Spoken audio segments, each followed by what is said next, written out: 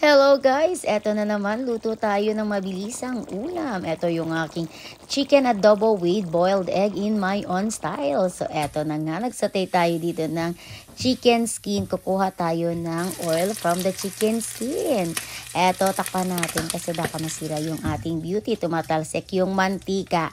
Kapag nag-crispy na yung ating chicken at may lumabas na oil, pwede na natin ilagay yung ating chicken thighs. Naglagay na pala ako dyan ng garlic, hindi lang napakita. And then naglagay ako ng atswati powder para maging hindi maputla yung ating chicken kapag nagsusutay tayo. Kasi maglalagay lang ako ng konting soy sauce dyan mamaya. Then naglagay na nga ako ng asin. And then eto, mag-boil tayo in 7 minutes yung ating egg. Habang nagluluto tayo to the other side yung ating adobo. Naglagay na ako ng onions and then gisa lang. And then kung nakikita nyo, medyo napula-pula na yung ating chicken. And then, maglagay na ako ng laurel or bay leaves. And then, pamintang buo. At naglagay na rin ako ng garlic powder. At pwede na tayo maglagay ng soy sauce. Konti lang kasi hindi rin maganda sa ating katawan yung maraming salty.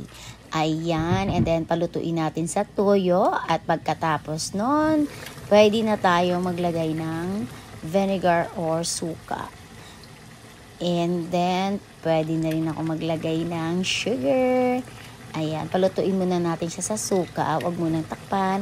At naglagay rin ako ng red chili or ano ba yan? Red pepper chili. And then, para mayroong konting anghang. And eto na, after 7 minutes, luto na yung ating boiled egg. At pwede na natin ilagay sa ating adobo. O, ayan, diba? Mabilis ang luto. And ready na yan. Tikman natin.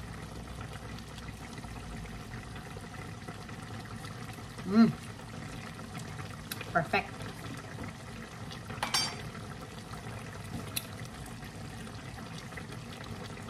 Ayan, ready to eat.